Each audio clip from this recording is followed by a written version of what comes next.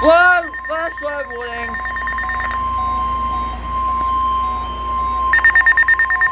The National Weather Service in Morristown has issued a flash flood warning for northeastern Hamilton County, western Dix County, until 11:30 p.m. Eastern Daylight Time.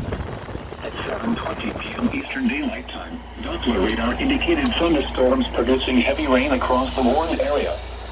Between 2 and 4 inches of rain have fallen. Additional rainfall amounts of 0.5 to 2 inches are possible in the Warren area. Flash flooding is ongoing or expected to begin shortly. Hazard: flash flooding caused by thunderstorms. Source: radar. Huh? Impact: flash flooding of small creeks and streams, urban areas, highways, streets, and at 56%. Flash flooding include Saudi Daisy, Sail Creek, Flat Top Mountain, Birchwood, and Mowbray Mountain. Turn around. Don't drown when encountering flooded roads. Most flood deaths occur in vehicles.